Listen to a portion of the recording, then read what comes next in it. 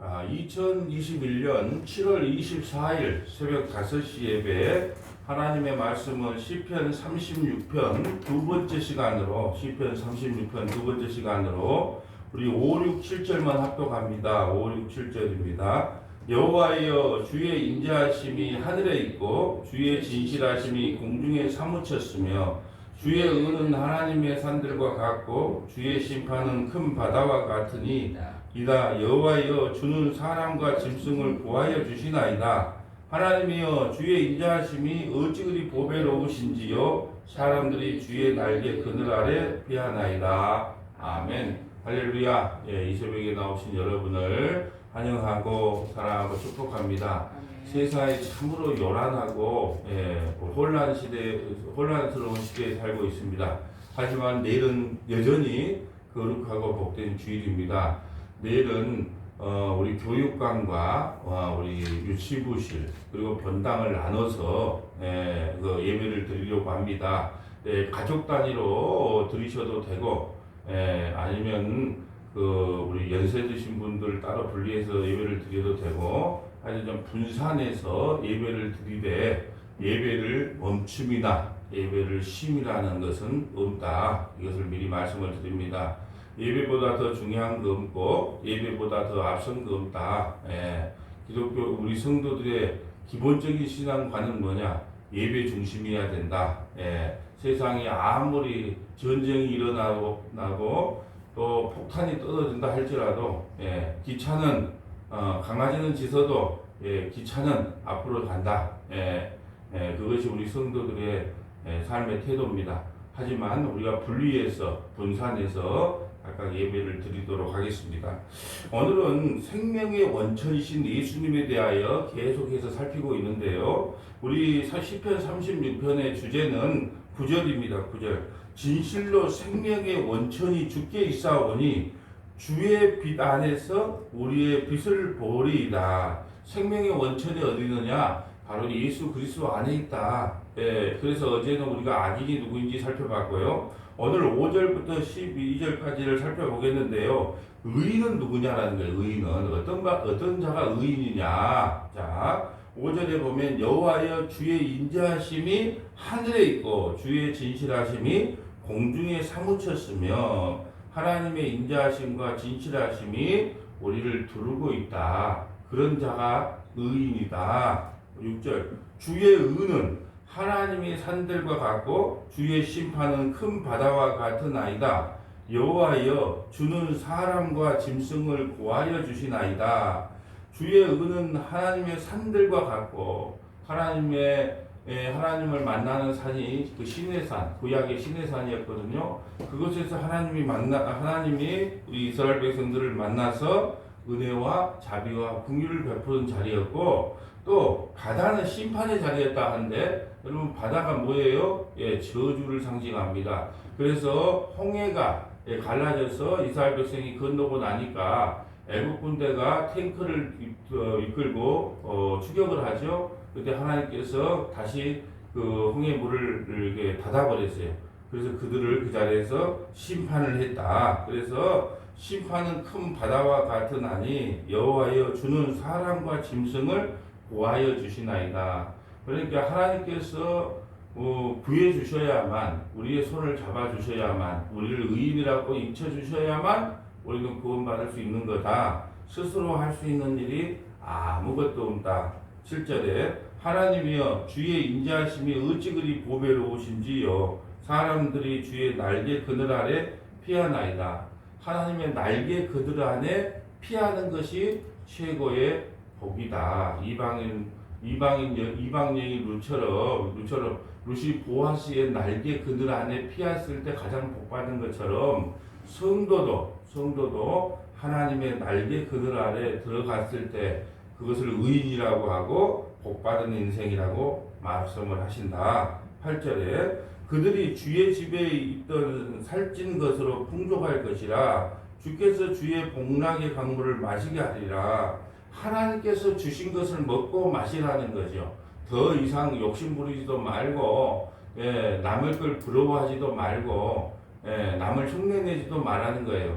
하나님께서 우리에게 베풀어 주신 그 살찐 것으로 풍족히 여기라는 주신 걸로 만족하라는 거예요. 만족하는.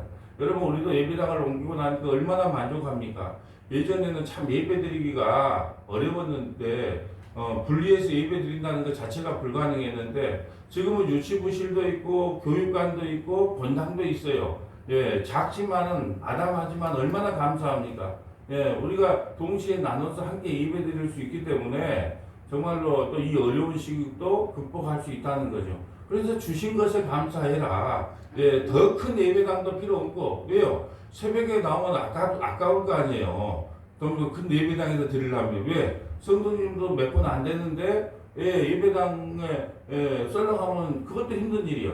그래서 하나님께서 우리 교회에 가장 적당한 사이즈, 가장 이상적인 사이즈를 줬기 때문에 남의 큰 교회를 부러워할 것이 아니고 주신 것의 풍족함을 알고 감사함을 알고 그걸 누리고 사는 것이 진짜 성도의 기쁨이고 삶이다. 여러분 세상에서 가장 미련한 사람이 뭔 줄 아세요? 노후 대책을 한답시고 돈을 차곡차곡 쌓아놔요. 그러면 나중에 노후 대책을 하려고 그 돈 좀 쓰려고 근데 요양원 들어가야 돼. 그러니까 이게 참 인생이 그런 거예요. 그러니까 어떨 때로는 쓸 때는 쓰고 나눌 때는 나누고 또 주신 거에 감사하고 살아야지 평생에 그걸 모아놓고 써보지도 못하고 그래서 그런 이야기들 많이 있잖아요. 어머니가 돌아가시고 집안을 정리하다 보니까 장판 속에 5만원짜리 만원짜리가 막 수두룩이 있더라. 아이고 그래도 더 울었다는 거예요. 아이고 우리 어머니 이거라도 좀 쓰시고 돌아가시지 장판 속에 이어놓고 그랬을까. 저도 우리 어머니 유품을 준비하다가 정리하다 보니까 돈을 그 만원짜리 어디다 꽁쳐는지도 모르는 것 같아. 그래서 가만 보니까 곰팡이가 다 쓰였어. 그래서 그것을 써먹으려고 이 빨래줄에다가 넣어놨던 기억이 나요. 어디다가 넣어놓는지도 몰랐더라고. 그래서 그걸 이제 곰팡이가 끼어가지고 그걸 또 이렇게 빨래줄에다가 넣어놨는데 주신 거에 만족하고 살아라. 그것이 가장 행복한 삶이다. 주님께서 그렇게 말씀을 하시는 거예요. 9절에 진실로 생명의 원천이 주께 있사오니 주의 빛 안에서 우리가 빛을 보리라. 여기서 이제 생명의 원천이니 예수님이 생명의 원천이다. 그럼 그 생명의 원천을 먹고 마시는 것이 우리가 영생 복락을 누리는 것이고 영원히 사는 영생의 길이다. 근데 주의 빛 안에 우리가 빛을 보리라 그래요. 그럼 그 빛이 뭐냐? 자, 이제 빛이 뭐냐 하면 찾아보지는 않을 거예요. 여러분 성경을 이 새벽에 나오신 분들은 그래도 몇 번을 다 읽었기 때문에 창세기 1장 3절에 보면 하나님께서 첫째 날 빛이 있으라 그래요. 빛이 있으라. 그런데 그 빛은 넷째 날에 만들어진 해, 달, 별과 틀려요. 발광체가 있어야 빛나는 그 넷째 날에 만들어진 거하고 틀리고 이 빛이라는 것은 자체적으로 있었던 거다. 그 빛이 누구냐? 바로 예수 그리스도다. 그래서 예수 그리스도께서 이 천지창조의 핵심이자 주인공이 된다. 그걸 설명하기 위해서 빛이 있으라 그래요.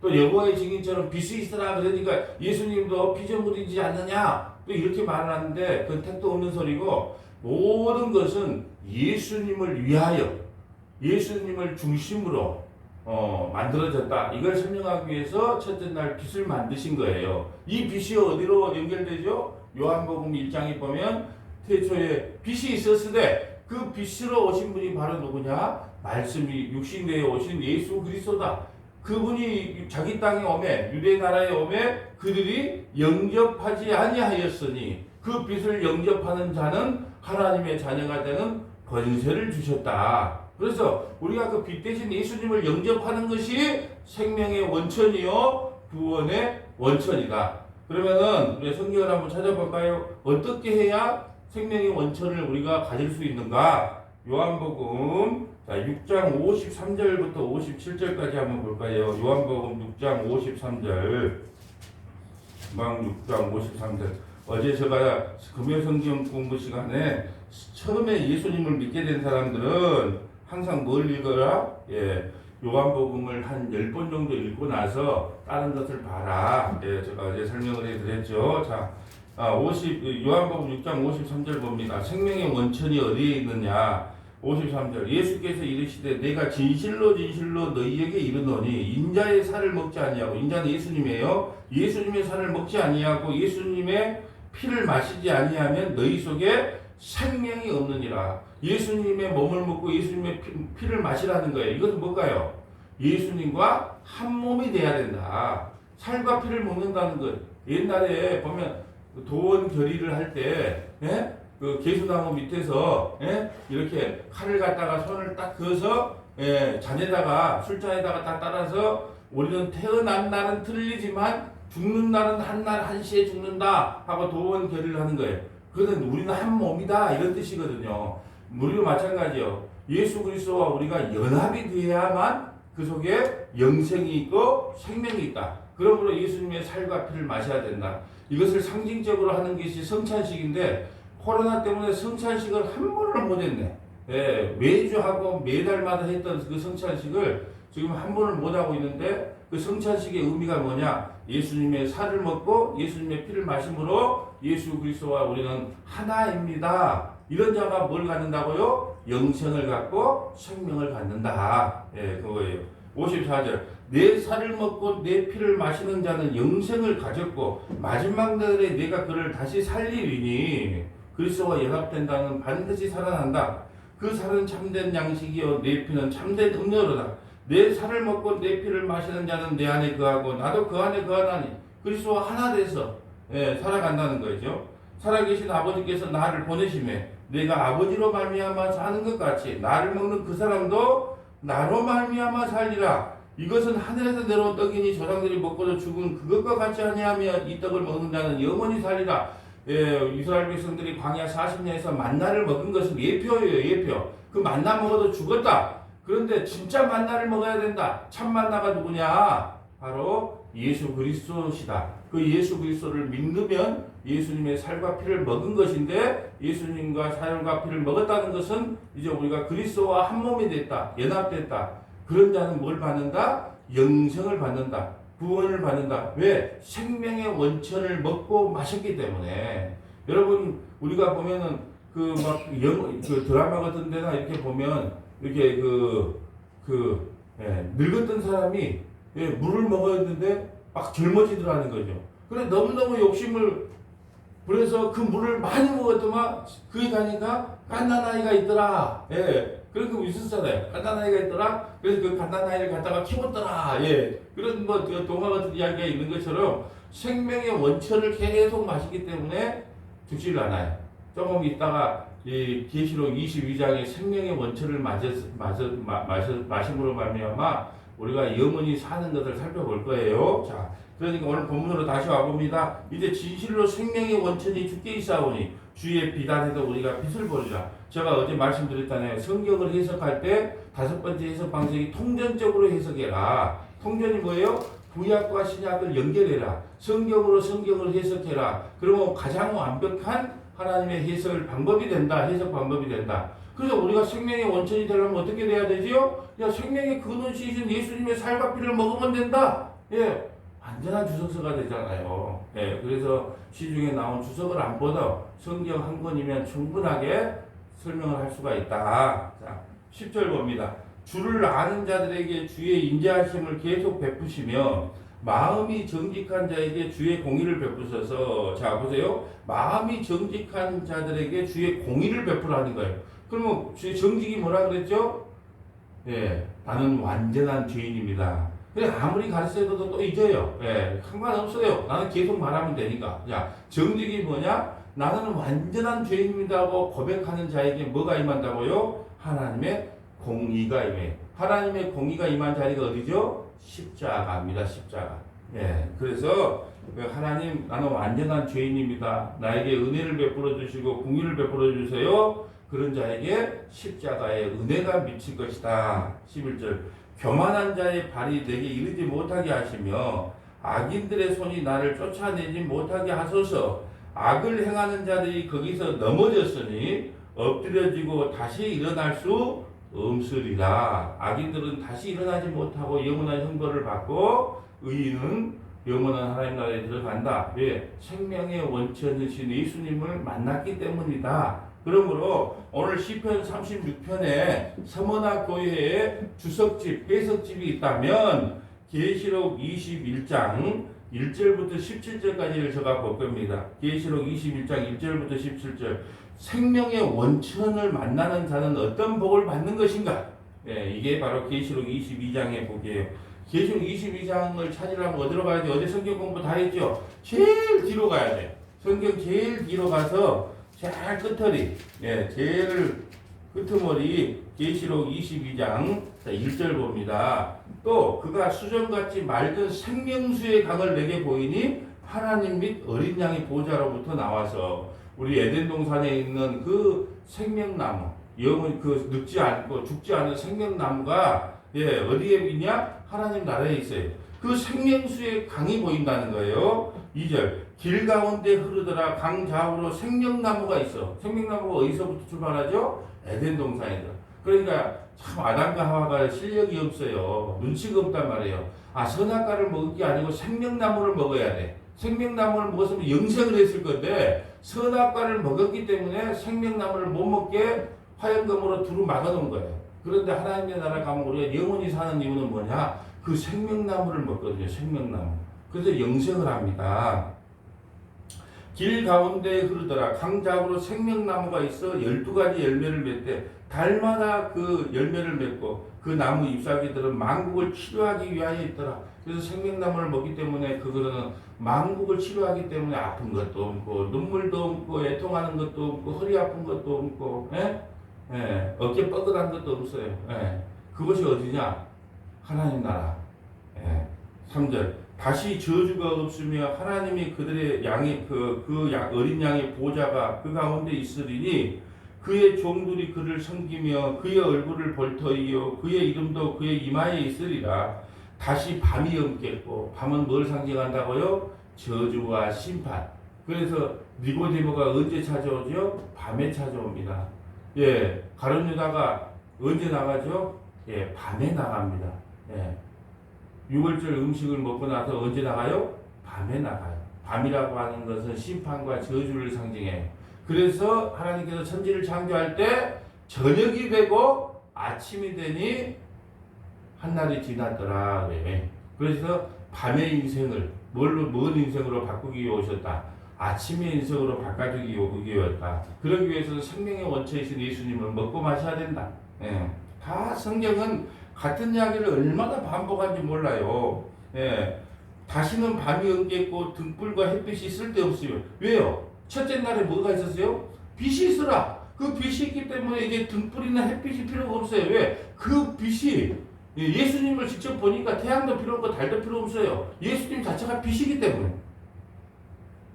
주 하나님이 그들에게 빛이심이라. 그들이 세세토록 왕노를 하리로다. 또 그가 내게 말하기를 이 말은 진실하고 참되는지라. 곧 선지자들의 영의 하나님이 그의 종들에게 반드시 속히 되어질 일을 보이시려고 그 천사들을 보내셨도다. 보라, 내가 속히 오리니 이 두루마리에 예언의 말씀을 지키는 자는 복이 있다. 이 예언의 말씀이 뭐예요? 성경 66권 1189장 31,173자를 지키는 자. 여기서 지키는 자라니까 내가 한 구절도 빠짐없이 잘 지켜야 되겠다. 그리 나가면 되겠다? 안 된다? 안 된다.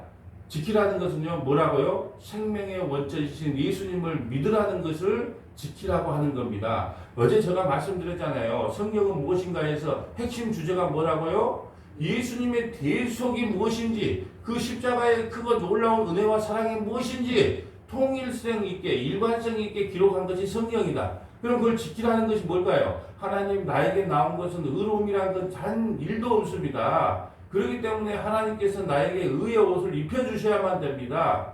입혀주신다는 게 뭐예요? 회개하고 예수님을 믿는 거예요. 그것이 성경을 다 지키는 겁니다. 예. 이걸 알아야 돼요. 다 지킨다. 문자적으로 보고 다 지키는. 어떻게 이걸 다 지켜요? 다 지키는 분은 한 분밖에 없어요. 누구요? 예수님. 만약에 성경 말씀을 다 난 성경 말씀을 다 지키고 사는데요.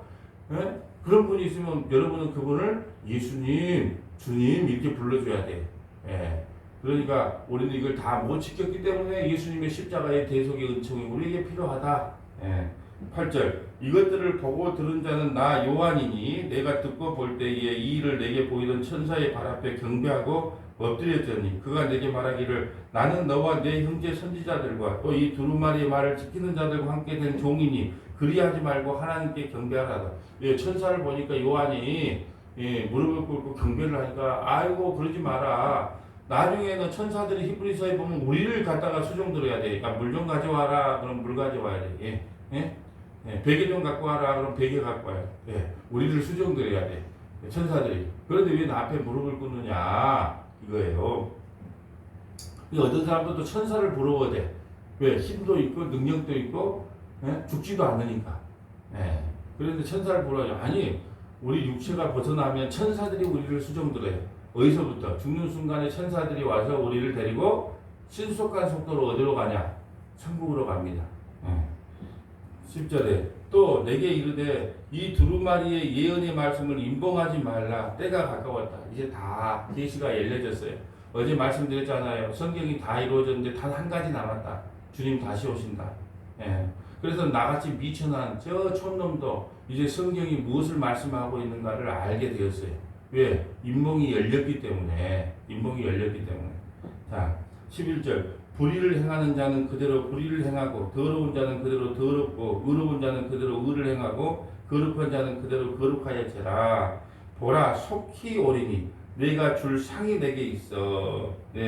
상이 내게 있어. 각 사람에게 그가 행한 대로 갚아주리라. 나는 알파요 오메가요 처음과 마지막이요 시작과 마침이라. 자기 두루마리를 빠는 자들은 복이 있으니 이는 그들이 생명나무에 나아가며 문들을 통하여 성에 들어갈 권세를 받으려 함이로다. 여러분 두루마기를 빨아요. 뭘로 빨을까요? 예수님의 십자가의 피로 빠는 자들은 복이 있다. 개들과 점술가들과 음행하는 자들과 살인하는 자들과 우상 숭배하는 자들 및 거짓말을 좋아하며 지혜내는 자들은 다 성 밖에 구원을 못 받아요. 개들 갈라디아서 개들을 뭐라 그래요? 믿음으로 구원받는 것이 아니고 행위와 율법으로 구원받은 자들을 개들이라 그럽니다. 개들. 점술가들은 뭐예요? 하나님의 말씀을요, 뭐 무당 부다는 것처럼 양복 입은 무당처럼 성경을 보니까 이렇더라 하고 그 뭐 예언해 준다고 하는 그 쓸데기 없는 그 점술가들, 그 지옥 간다. 음행하는 자들, 하나님을 사랑하지 아니하고 세상을 사랑하는 모든 자들, 그런 사람들이 바로 음행하는 자들이다. 또 살인하는 자들, 살인하는 자들이 뭘까요? 사람을 죽인 자들? 그럼 지금 감옥에서 지금 살인죄로 있는 사람은 다 지옥 갈까요? 그럼 살인자들이 뭘까요? 살인자들은 뭐냐 하면 이제 양잡고 소잡을 일이 없다고 말씀을 드렸잖아요. 양잡고 소잡을 일이 없어. 이제 예수님을 믿으면 돼. 그런데 아직도 유월절을 지킨다고 있고 아직도 절기를 지킨다고 하는 집단들 있잖아요. 유월절을 지켜야 된다. 그럼 다 지켜야지 뭐. 근데 우리도 사실은 여할 것이 없어. 왜? 우리는 우리 지키고 싶은 절기만 지킨잖아. 우리 개신교는. 그렇지만 그들은 다 지킨대. 유월절도 지키고 초막절도 지키고. 이들을 뭐라고요? 살인하는 자라 그래요. 이제는 양잡고 소잡고 구역의 율법을 지킬 것이 아니라 은혜로 신앙생활 해야 되고 은혜로 예배드려야 되는데 아직도 구약의 율법에 사로잡혀 있는 그들을 살인하는 자라. 또 뭐가 나왔어요? 우상 숭배하는 자들. 우상 숭배하는 자는 뭐예요? 하나님보다 더 사랑하는 모든 것은 다 우상 숭배다. 자, 우상 숭배하는 자들. 또 거짓말을 좋아하며. 거짓말을 뭐라 그랬어요? 지금은 은혜의 시대요, 복음의 시대요, 구원의 시대인데 아직도 뭘로? 구약의 법으로. 예수 믿으면 이삭이 100배의 복을 받은 것처럼 100배의 복을 받습니다. 이런 이따위 소리 하는 사람들. 아직도 구약의 복이 신약의 복인가 구약의 복인가도 모르고 구약의 복이 마치 신약의 복이냐 착각스럽게 설교를 하는 분들, 그런 분들을 뭐라고 어디 간다고요? 성 밖에 있다. 성 밖에 있다. 또 지어내는 자들은 다 성 밖에 있다. 성경 말씀을 자기 뜻대로 해석을 합니다. 지어내서 해석을. 참 성경만큼 지어내서 해석하기 좋은 것이 없어요. 왜 그럴까요? 몰라요. 모르니까 지어내. 설교하는 사람도 모르고 듣는 사람도 몰라요. 근데 설교하는 사람이 깨달았어요. 말씀은 이거 아니고 이거구나 깨달았어. 근데 성도들이 못 알아먹을 줄 알고 거짓말을 하고 지어내.